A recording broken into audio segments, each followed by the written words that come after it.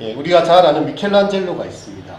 모세, 다비드, 우리가 잘 아는 피에타 이런 대작들을 남긴 그 조각가인데요. 예수님이 십자가에 내려오셔서 이렇게 있을 때에 어머니가 마리아가 예수님 안고 있는 피에타라는 작품이 세계의 걸작으로 꼽히는 그런 조각입니다. 미켈란젤로는요 그렇게 이야기해요. 대리석에서 천사를 보았다. 그리고 그 천사가 풀려날 때까지 조각하고 또 조각했다. 이게 작가의 눈이었습니다. 그 대리석을 보고 있으니 천사가 거기 있는데 나는 그 천사가 풀려날 때까지 조각하고 깨내었다는 거죠. 미켈란젤로의 시 중에 이런 시가 있습니다. 끓에 뜯기는 형체 없는 차가운 돌, 자태가 살아나네. 대리석이 깎일수록 형상이 돋아나네. 깨면 깰수록 그 모습이 정교하게 생명 있게 살아난다는 거죠. 이 조각가 로렌조 도밍게즈는요, 이 조각에 대해서 그런 이야기를 합니다. 돌은 조각가에게 쉽게 굴복하지 않는다.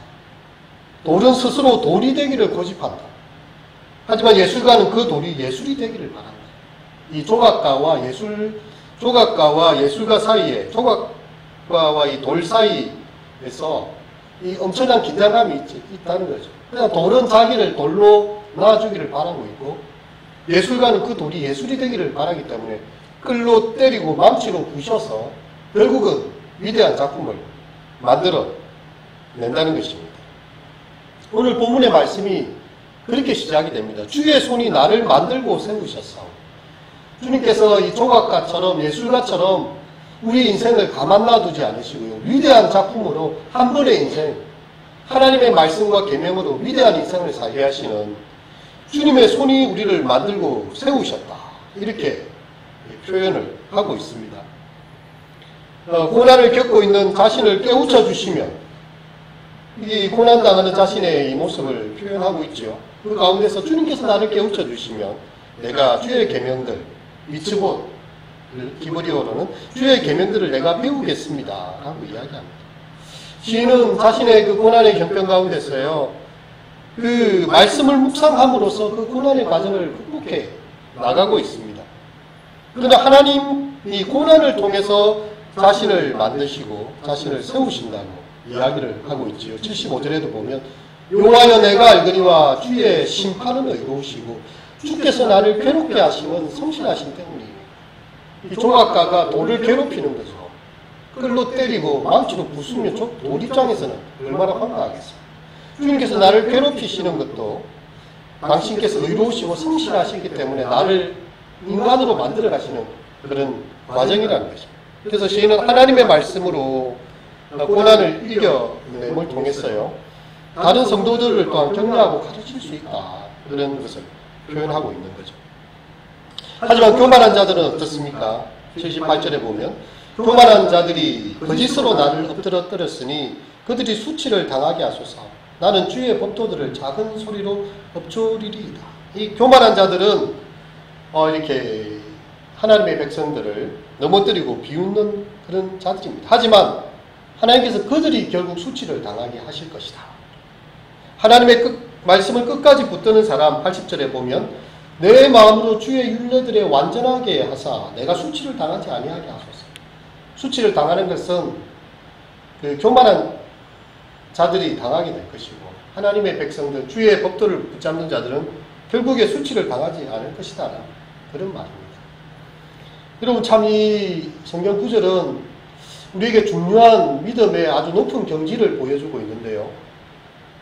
어떤 사람이 이렇게 아픈 아내를 위해 치유를 위해서 매일 기도합니다.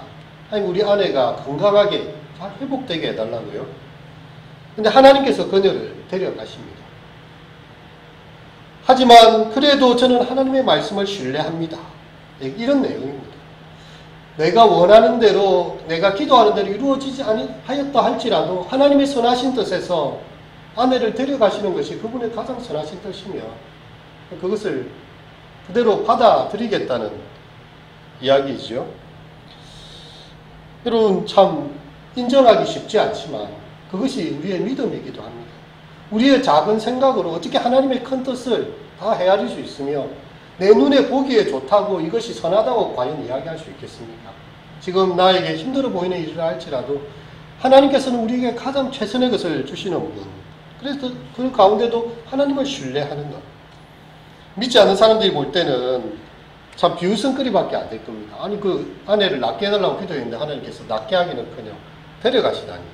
하지만 그런 믿음을 고백하는 사람들을 보면요, 성도가 하나님을 바라보고 주님의 나라를 위해서 더 일어서게 될 것을 믿습니다. 제가 지난주에 이렇게 장례를 갔다 왔던 그 목사님의 장례에 영상을 저한테 보내줘가지고 보게 됐는데요. 아마 이제 발인 예배까지 하고 모든 됐던 과정을 예배 영상으로 담아놨습니다. 그 아들이 아버지께서 마지막으로 설교하셨던 설교의 내용을 다 가지고 와가지고 이렇게 말씀을 읽더라고요. 군대에서 휴가를 받아서 나온 아들이었는데 아버지가 낫기를 바랬지만 하나님께서는 데려가신 거 아닙니까?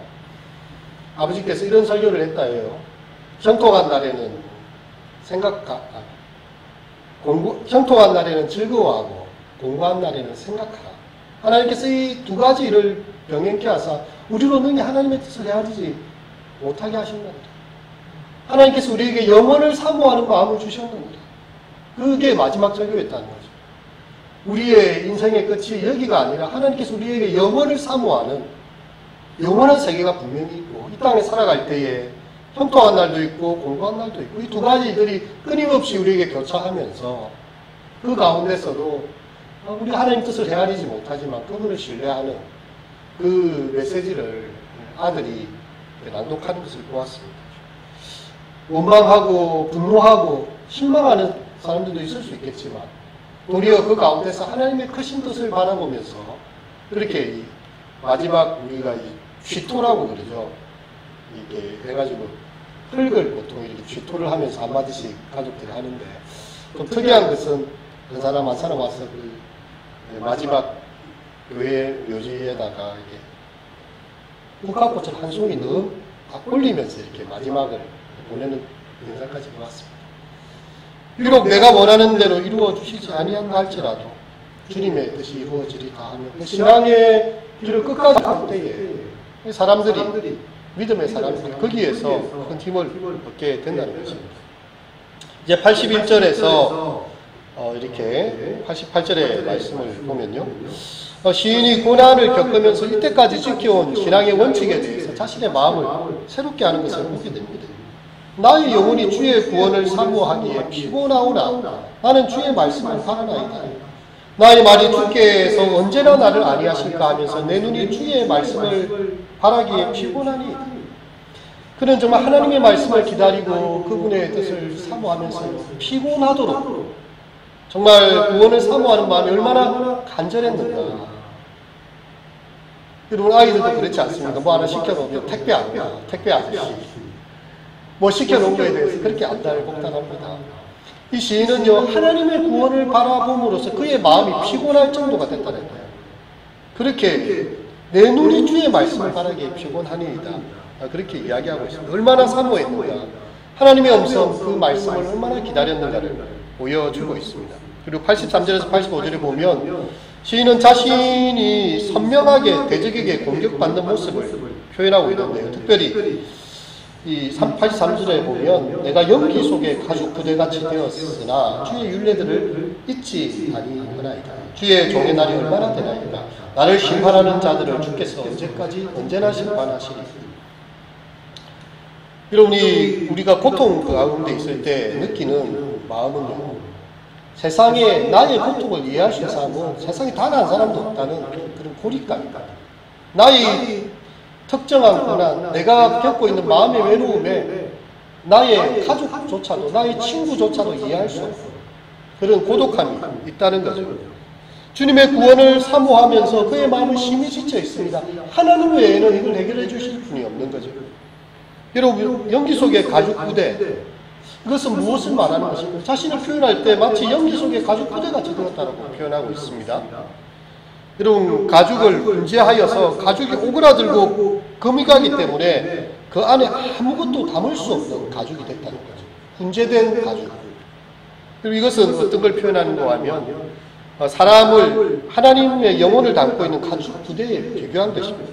비유한 것입니다. 더 이상 영혼을 담을 수 없을 정도로 내 육신이 죽은 상태에 이르게 되었다. 연기가 나고 있는 가죽 부대. 더 이상 아무것도 담을 수 없는, 이제 죽음 외에는 생각할 것이 없는 상황까지 이르렀다. 하지만 하나님께서 나를 기억하고 계시고 나는 주의 율례들을 이 가운데도 잊지 않겠습니다. 그렇게 표현하고 있습니다.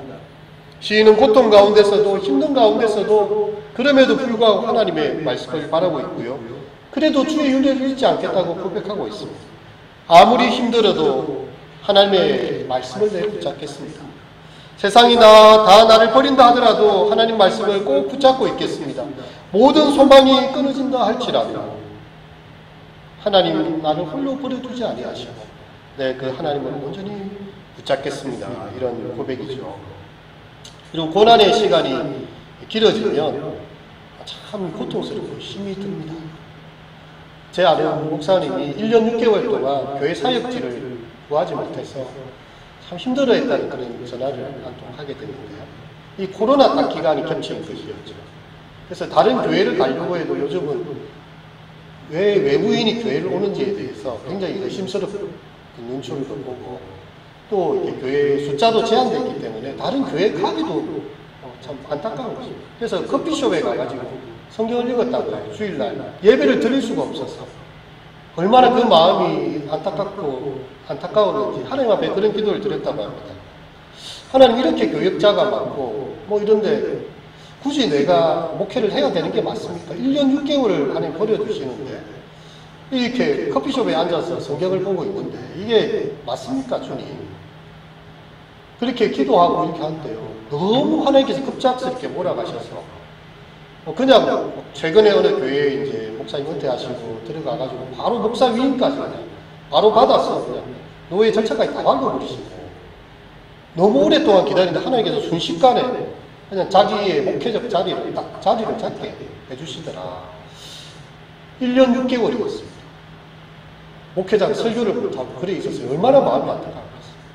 하나님 제가 목회를 해야 되는 게 맞습니까? 라는 고독한 질문 속에 서 있어야 되고요. 또 가족들은 얼마나 힘들었겠어요. 하나님께서 하시려고 하니까 그냥 바로 목사 위임 받아가지고 그 교회 담임이 되셨다.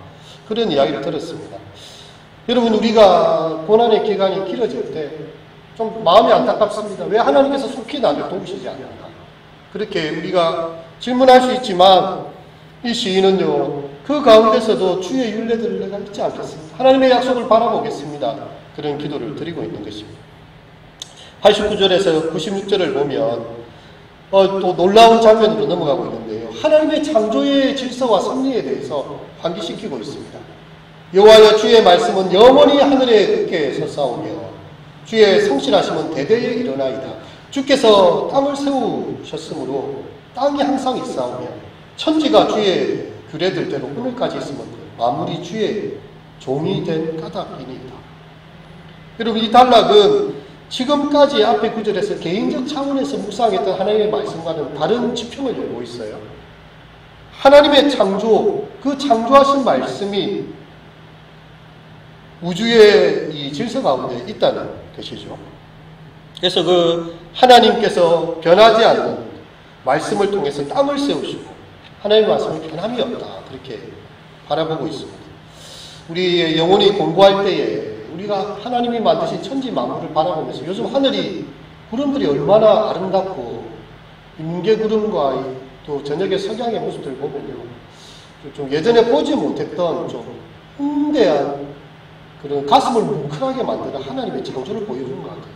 저 구름의 그 오묘한 모습들이 하나님께서 이 우주의 질서들을 이 가운데 지켜주고 계시는구나. 지금 오존층이 많이 파괴되어가지고 지구온난화의 그 일들이 많이 일어나고 있다 하지 않습니까? 이 연어들이 자기의 집으로 돌아오는 그 귀양 본능이 있잖아요. 보다가 물이 뜨거워가지고 연어의 몸이 익어버렸어요. 정말 그걸 보고 마음이 안타까웠어요. 연어가 자기 집을 찾아오는데 그 수온이 높아가지고 살이 다 터져서 익어있는 그런 상황입니다. 이런 어려운 시대가 있지만요.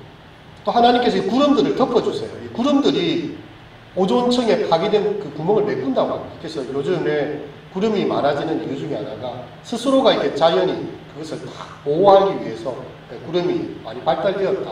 이런 기사들도 보았습니다. 여러분, 하나님께서 어떤 식으로든 우리의 생명을 유지시켜 주시고요. 우주의 질서를 운행해 주십니다. 하늘의 해와 달들, 별들의 운행, 모든 자연 법칙이 하나님의 유정과 그 말씀 가운데 이루어지는 것이죠. 그렇다면 그 하나님께서 나를 돕고 계시지 않습니까? 92절에 보면 주의 법이 나의 즐거움이 되지 아니하였더라면 내가 내 고난 중에서 멸망하였으리이다. 그는 심한 고난 가운데 있는 거예요. 악인들의 위협도 보이고 있습니다. 이 세상의 모든 것이 다 끝날 때가 있습니다. 하지만 하나님의 계명은 한계를 볼 수 없는 그런 것이다. 96절 다 함께 읽어볼까요? 시작.